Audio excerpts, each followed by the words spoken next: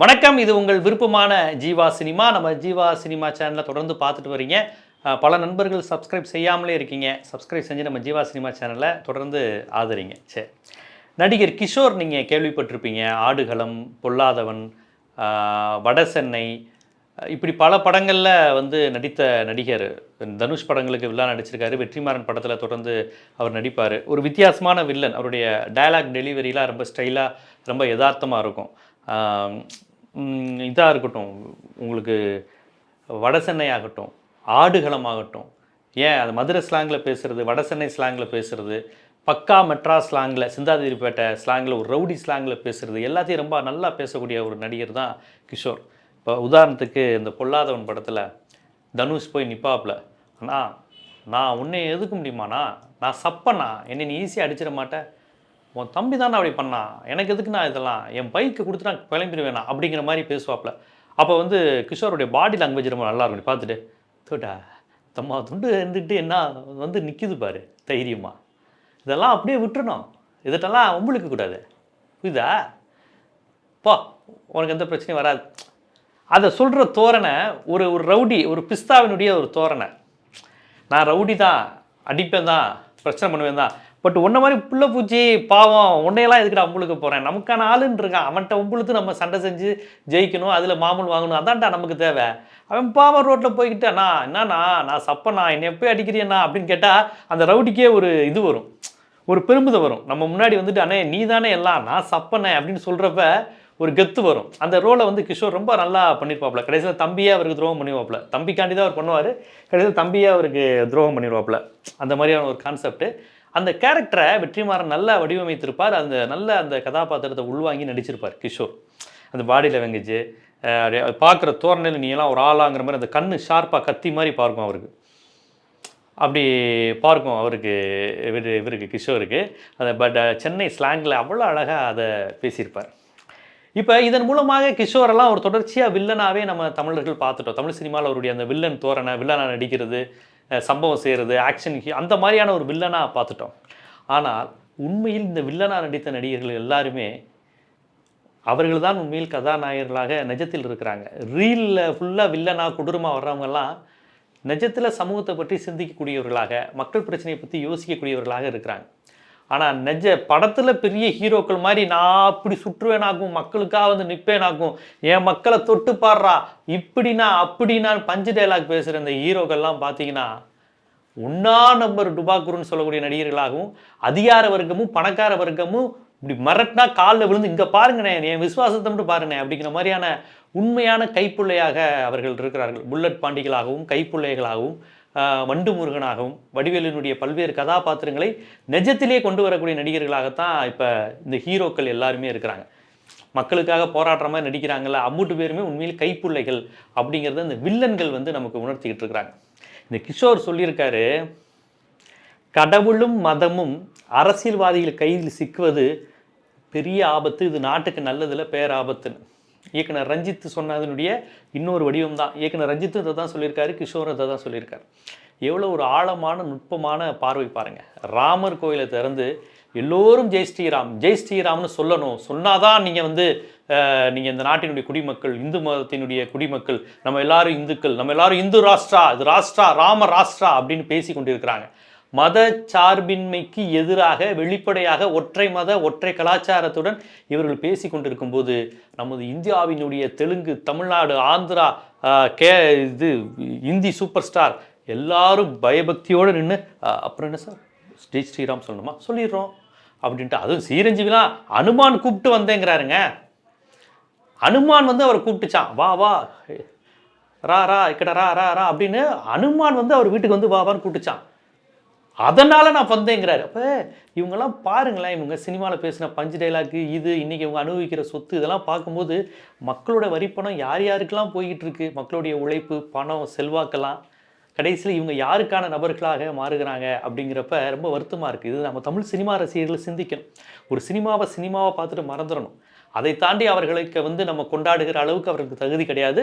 ஏனென்றால் கோடீஸ்வரர்களின் காலடியில் மட்டும்தான் இருப்பாங்க. அவங்களே கோடீஸ்வரர்கள் தான். அவங்கள விட பணக்காரங்க என்ன சொல்கிறாங்களோ அதை மட்டும்தான் கேட்பார்களுடைய ஏழைகளுக்கும் எளியவர்களுக்கும் மக்களுக்குமான சிந்தனைகள் தான் அவர்களுக்கு இல்லை என்பதை உணர்த்துகிறது. ஆனால் படத்தில் வில்லனாக நடிக்கிற நடிகர்கள், காமெடி நடிகர்களாக நடிக்கிற நடிகைகள், அத்தி பூத்தாப்பில் சில நடிகைகள் சுளிர்னு அதிகார வர்க்கத்தை பார்த்து கேள்வி கேட்குறாங்க. எதுக்கும் பயப்படாமல் கேள்வி கேட்குறாங்கங்கிறது கொஞ்சம் ஆறுதலாக இருக்குது. எப்பா இவங்களாவது பேசுகிறாங்களே அப்படின்னு. அப்போ கிஷோர் வந்து இவ்வளவு துணிச்சலாக ராமர் கோவில் இஷ்யூவில் வந்து பேசியிருக்கார். யாரோ நாஞ்சில் அன்போ ஏதோ ஒரு இந்த லொல்லு சபா காமெடியிலலாம் வரக்கூடிய ஒரு நடிகர் வந்து என்ன ராமர் கோவில் கட்டிட்டீங்க, மசூதி கட்டுறேன் நீங்கள் எங்கே அப்படின்னு. இதில் வந்து இன்னும் கொஞ்சம் உள்ளீடாக அரசியல் இல்லை. ஆனால் இருந்தாலும் அவர் ஒரு யதார்த்தமாக கேட்குறாரு. ஏன்னா ஒரு மத நல்லிணக்க சிந்தனையுடன் இருக்கிற யாராலையுமே இந்த நிகழ்வை வந்து ஏற்றுக்கொள்ள முடியலை. இவங்க இதை வைத்து அரசியல் செய்கிறார்கள், தேர்தலுக்காக இவங்க செய்கிறாங்கங்கிறது சராசரி அறிவு படைத்த அனைவருக்குமே இருக்குது. அதனால் நகைச்சுவை நடிகர்கள் அந்த இடத்துல சில கேள்விகள் கேட்குறாங்க. ஆனால் ஹீரோக்களாக, ஆக்ஷன் ஹீரோக்களாக அப்படி 2 பைக்கு 3 பைக்கு பறக்க விட்டு வரக்கூடியவங்களாம் அப்படியே அடிபணிஞ்சு ஐயா மிகச்சிறந்த கொத்தடிமை நான் அப்படின்னு அதிகார வர்க்கத்துக்கு அடிபணிஞ்சு கிடக்குறாங்க. வெளில வந்தப்போ அந்த கானா விஜய் டிவி கானா புகழ் அவர் வந்து முழுக்க போய் மக்களுக்கு ஆம்புலன்ஸ் உதவி செய்கிறது, தண்ணியில் நிற்கிறது, உணவுப் பொருட்களை வழங்குறதுன்னு இருக்கிறாங்க. அறந்தாங்கி நிஷாங்கிற அந்த நகைச்சுவை நடிகர், அந்த விஜய் டிவியில் நடிக்கிறவங்க, அவங்க வந்து நான் திருச்சியிலேருந்து வந்து உதவி செய்கிறேன், யாருக்காவது உதவி வேணால் பயன்படுத்திக்கோங்க, வாட்டர் பாட்டில் தரேங்கிறாங்க. ஆனால் விஷால் வந்து நான் என் வீட்டுக்குள்ளேயே தண்ணி வந்துருச்சுன்னு, யார் தெரியுமா என் வீட்டுக்குள்ளேயே தண்ணி வந்துருச்சுன்னு அவர் தனியாக வீடியோ போடுறாரு. ஸோ நீங்கள் வந்து திரையில் பார்க்குற பிம்பம் அந்த நடிகர்கள் யார்? உங்கள்கிட்ட காமெடியனாகவும் கேனையன் மாதிரியும் ஸ்க்ரீனில் காமிக்கக்கூடிய நடிகர்களுக்கு இருக்கக்கூடிய மனிதாபிமானமும் அடிப்படையான பகுத்தறிவும் சுய சிந்தனையும் கூட இல்லாதவர்கள் தான் இன்றைக்கி ஹீரோக்களாக இருக்கிறாங்க.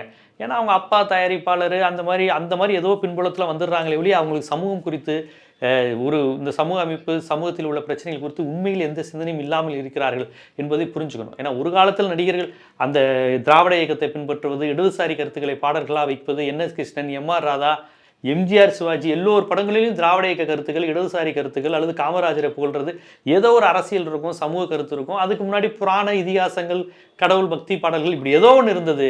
இப்புள்ள நடிகர்களிடம் தன்னை பில்டப் கொடுக்கறது, தான் வளர்றது, இதை தவிர்த்து வேறு எதுவுமே இல்லை அப்படிங்கிறது மட்டும்தான் நம்ம பார்க்க வேண்டியது இருக்குது. அதை சூழலில் தான் கிஷோருங்கிற வில்லன் நடிகர் சுல்லாங்கலான் இருக்கார். இப்போ தனுஷ் எல்லாம் பார்த்தீங்கன்னா அவருக்கு தான் வில்லனாக வருவார். தனுஷ் எல்லாம் பயபக்தியோடு போய் ராமர் இதில் வந்து இது கலந்துக்கிறாரு, இது பண்ணிக்கிறாரு ஒழிய ஒரு கேள்வி, இந்த பாபர் மசூதி இருந்தது அது எங்கே, இந்த வந்து ஏன் கவர்மெண்ட் விழாவாக கொண்டாடுறீங்க?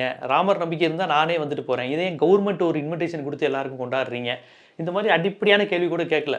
இவர் தான் கர்ணன், அசூரன், அப்படி இப்படின்னு ஆதிக்க வர்க்கத்துக்கு எதிராலாம் படம் நடித்த ஹீரோவாக நடித்தவர்.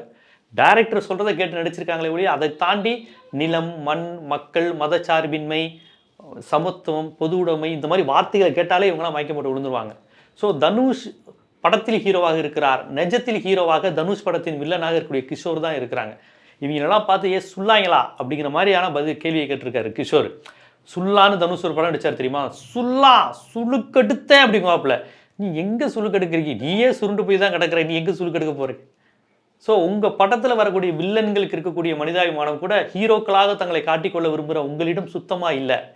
நிஜ வாழ்க்கையில் படு ஜோக்கராகவும் காமெடியனாகவும் டுபாக்கூராகவும் இந்த ஹீரோக்கள் இருக்கிறாங்கிறது தான் கிஷோரோட ஸ்டேட்மெண்ட் உணர்த்துது. அதை விட ஒரு பக்கம் நடிகை பூ படத்தில் அறிமுகமான பார்வதி இந்தியன் கான்ஸ்டியூஷனை தன்னுடைய சமூக வலைதள முகப்பு பக்கமாக வைத்திருக்கிறார். என்ன சொல்கிறாரு? இந்தியன் கான்ஸ்டியூஷனில் இருக்கக்கூடிய ஜனநாயகம் எங்கே, மதச்சார்பின்மை எங்கே, இது என்றைக்கும் நம்ம இந்தியாவில் இருக்கணும், அதுதான் நமது நாட்டின் அடையாளம்னு கான்ஸ்டியூஷனுடைய முதல் பக்கத்தை, முகப்பு பக்கத்தை வைத்து இது முஸ்லிம்களுக்கும், கிறிஸ்தவர்களுக்கும், இந்துக்களுக்கும், பௌத்தர்களுக்கும், சமணர்களுக்கும், கடவுள் மறுப்பாளர்களுக்குமான நாடை ஒழிய ஒரு வைணவ நம்பிக்கை கொண்டவதாக கூறப்படுகிற ஒருவருக்கான நாடு அல்ல அப்படிங்கிற விஷயத்தை உணர்த்தும் விதமாக பூ படத்தில் நடித்த பார்வதி வச்சிருக்கிறாங்க.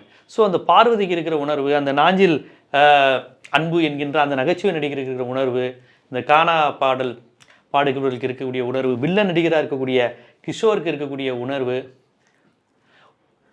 இயக்குனர் ரஞ்சித், அருண்பாண்டியனருடைய மகள் கீர்த்தி பாண்டியன், இப்படி விரல் விட்டு எண்ணக்கூடிய இவர்கள் மட்டுமே இது விஷயம் குறித்து பேசுகிறாங்க. இவங்க யாருமே தங்களை கதாநாயகர்களாக, ஆக்ஷன் ஹீரோக்களாக காண்பித்து கொண்டதே இல்லை. கமலஹாசனை கேட்டதுக்கு பரவாயில்ல, ஆறுதலாக சொல்லியிருக்காரு, நான் 30 ஆண்டுகளுக்கு முன்பே கருத்து கூறிட்டேங்கிறார். ஏன் இப்போ ஒரு தடவை திருப்பி சொன்னால் என்ன ஆயிரும்னு தெரியல. திருப்பி ஒரு தடவை சொன்னால் ஒன்றும் யாரும் அவரை கோச்சுக்க போகிறதில்ல. 30 ஆண்டுகளுக்கு முன்னாடி அவர் சொல்லியிருக்காரு, பாபர் மசூதி இடிச்சது தப்புன்னெலாம் சொல்லியிருக்காரு, நரசிம்மராவ்கிட்ட போய் கேட்டிருக்காரு, ஆரோக்கியமான விஷயம். ஆனால் இன்றைக்கி இருக்க சூழலில், இன்றைக்கி இருக்க அதிகார வர்க்கத்தை நேரடியாக நான் எதிர்க்கிறேன், நான் இஸ்லாமியர்கள் பக்கம் நிற்கிறேன், உழைக்கும் மக்கள் பக்கம் நிற்கிறேன், ஒரு அரசு இப்படி மத விழாவை கொண்டாடக்கூடாதுன்னு கமலஹாசன் கூட சொல்ல மாட்டேங்கிறாரு. கேட்டால் 30 வருஷத்துக்கு முன்னாடி சொல்லிட்டேன், அதை எடுத்து பார்த்துக்கோங்க அப்படின்ட்டு போறாரு. ஏன் இப்போ ஒரு முறை அழுத்தி சொல்வதில் என்ன பிரச்சனைன்னு தெரியல. ஸோ இப்படித்தான் எதிர்பார்க்கின்ற எல்லோரும் இருக்கிறார்கள் இந்த விதத்தில்.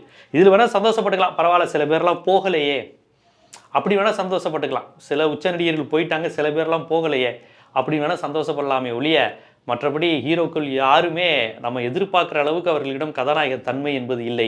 ஆனால் வில்லன்களாக இருப்பவர்களிடம், நகைச்சுவை நடிகர்களாக இருக்க பலரிடம் உண்மையான ஹீரோயிசம் இருக்கிறது. அதுக்கு ஒரு எடுத்துக்காட்டு வில்லன் நடிகர் கிஷோர். அவருக்கு நம்ம ஒரு சல்யூட்டை அடிக்கணும்னு நான் நினைக்கிறேன். நான் மட்டும் இல்லை, ஜீவா சினிமாவுடைய பார்வையாளர்கள் நீங்களும் கிஷோருடைய இந்த நேர்மையான கருத்துக்கு, துணிச்சலான கருத்துக்கு சல்யூட் அடிங்க.